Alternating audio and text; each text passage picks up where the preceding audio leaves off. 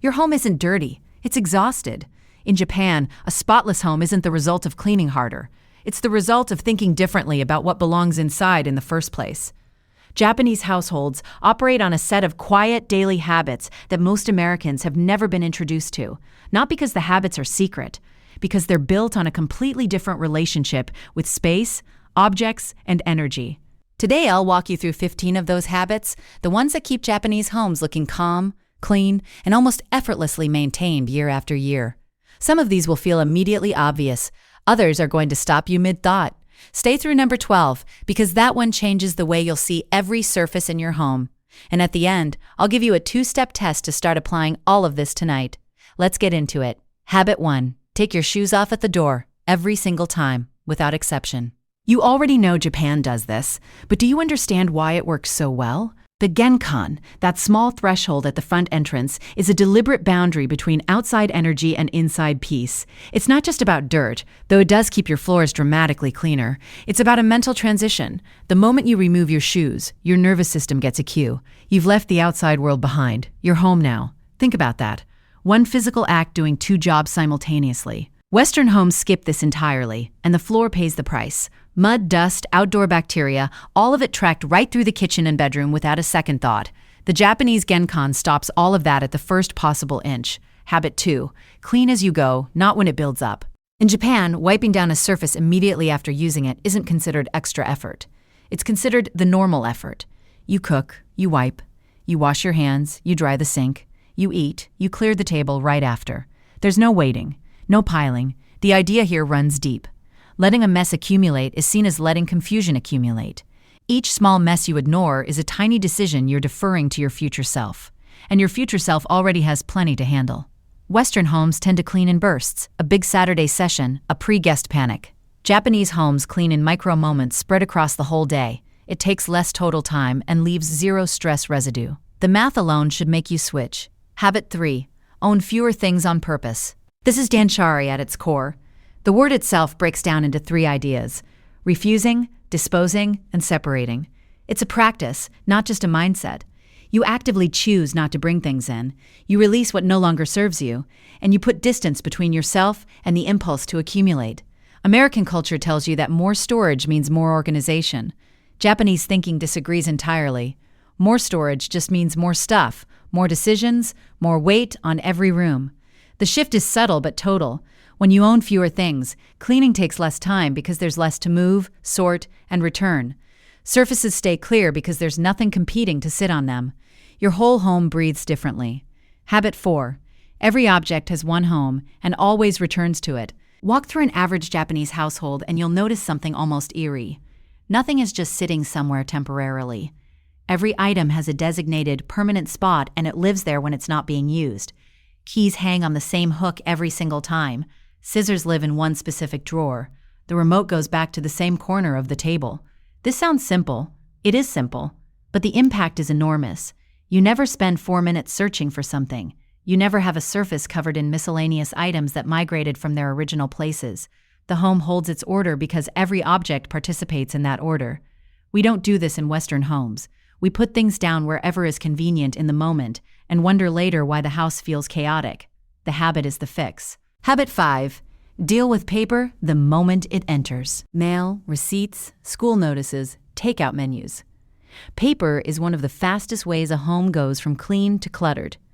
And it happens so gradually you barely register it. One envelope on the counter becomes a small stack. A small stack becomes a pile. A pile becomes background noise you stop seeing entirely but never stop feeling. Japanese households treat paper as something to process immediately. Open it, act on it, file it, or discard it. That's the entire system. No staging area, no temporary holding stack, no inbox that never empties. There's a concept worth sitting with here. That pile on your counter isn't just paper, it's a visual to-do list broadcasting unfinished business to your brain every time you walk by. Remove the pile, and you remove the broadcast. Your kitchen counter becomes a kitchen counter again. Habit 6. The bathroom gets a daily wipe, not a weekly scrub. In Japan, the bathroom is cleaned a little bit every single day. Not a deep clean, a wipe. The mirror, the sink, the faucet handles, 30 seconds, maybe a minute. Because here's the thing about daily maintenance. It never lets anything build. Soap scum doesn't form, hard water stains don't set in, mold doesn't find a foothold. Western bathrooms tend to go untouched for days or weeks, then require serious scrubbing to get back to baseline. The Japanese approach costs almost no time daily and eliminates the need for that heavy weekend session entirely.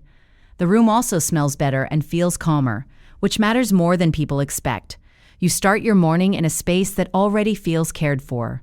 That sets a tone for the rest of the day that's hard to quantify but very easy to feel. Habit 7. The kitchen counter stays empty, almost completely empty. This one surprises people. In Japan, the cooking space is treated as a workspace, not a storage zone. Appliances that aren't being used don't live on the counter. The coffee maker goes away, the toaster goes away. Even the dish rack gets dried and stored in many households. What you're left with is a clear, open surface that's ready to work at a moment's notice and takes almost no effort to wipe clean. Compare that to the average American kitchen counter. A toaster, a stand mixer, a fruit bowl, a knife block, a stack of cookbooks, a pile of mail, a few random vitamins, and maybe a plant that's seen better days. Cleaning that counter means moving 8 objects just to wipe the surface. So you don't, and clutter grows.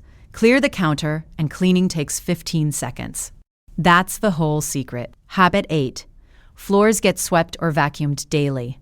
In Japan, floor care is a daily ritual, not a weekend chore. This one is closely tied to the no-shoes habit, because when no one is tracking outdoor debris across your floors, what you're sweeping up is minimal. A little dust, maybe some food crumbs near the kitchen. It takes 3 minutes.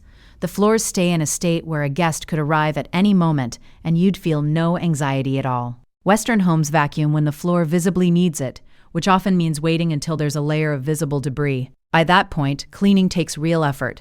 The Japanese approach keeps the baseline so high that maintenance is nearly effortless. Slow down here. Let this land. Daily care beats periodic rescue every single time. Habit 9. Refrigerators stay organized and never overfilled. Open a refrigerator in Japan and you'll notice immediate visual calm. Items are stored in clear containers. There's space between things. You can see everything at once. Nothing is hidden behind something else, slowly expiring into a forgotten corner.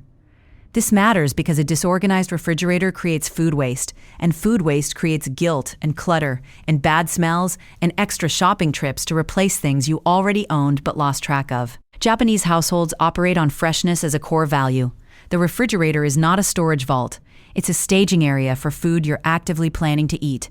That shift in framing changes everything.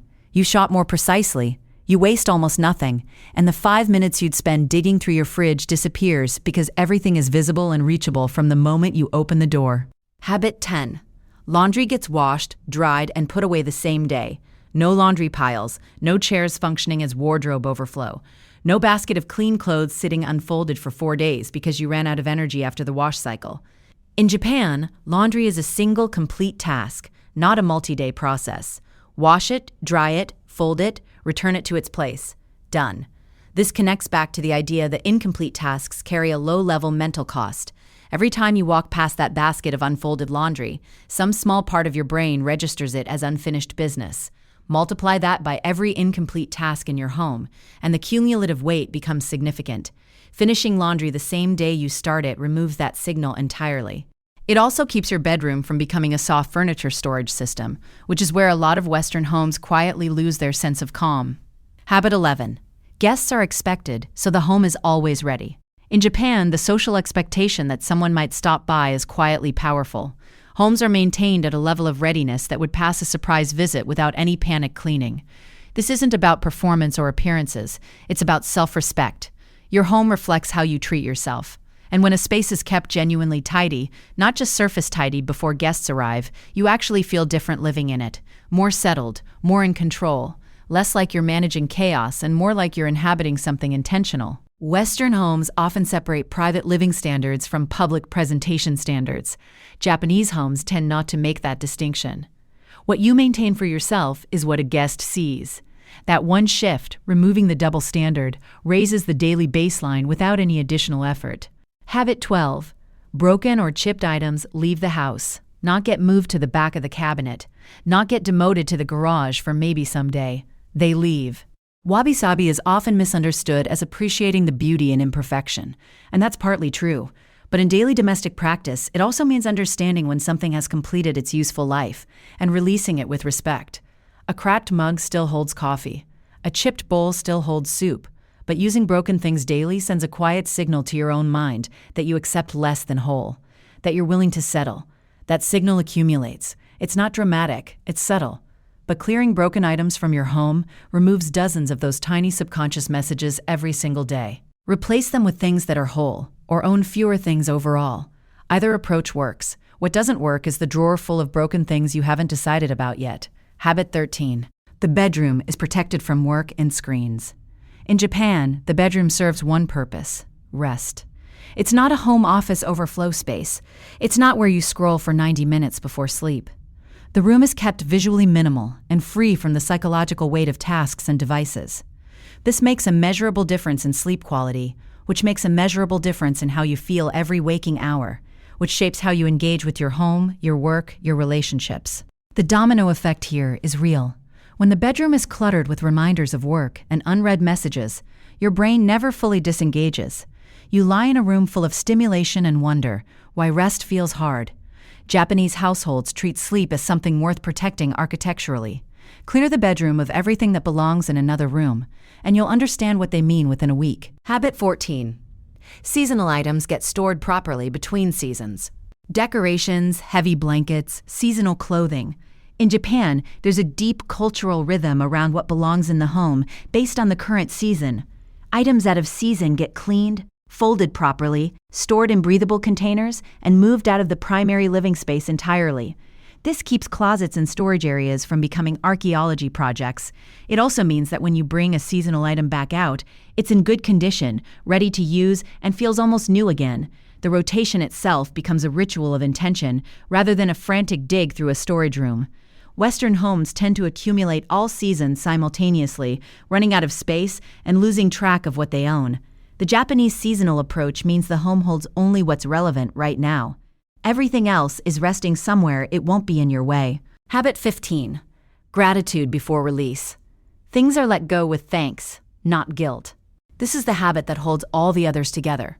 In Japanese culture, objects are understood to carry a kind of energy, not in a mystical way, in a practical, relational way. The towel you've had for 8 years has served you. The jacket you're donating kept you warm through 3 winters. Releasing it isn't abandonment, it's acknowledgement. When you let things go with genuine appreciation instead of guilt or reluctance, the act of decluttering changes texture entirely. It stops feeling like loss and starts feeling like completion. That emotional reframe matters because guilt is what keeps things in the back of the closet for years. Gratitude moves them out. You pick it up, you thank it sincerely, and you let it go. The practice sounds small. The cumulative effect on your home, and honestly on how you feel in it, is anything but small. Now here's the 2-step test I promised. Tonight, walk through your home with one question in your mind for every object you see. Does this item belong here right now? And is it whole enough to deserve this space? That's it. 2 questions, one object at a time. You don't have to act on everything immediately. You just have to start seeing clearly. Japanese homes aren't spotless because Japanese people clean more than you do. They're spotless because every habit on this list quietly reduces the amount of cleaning required in the first place.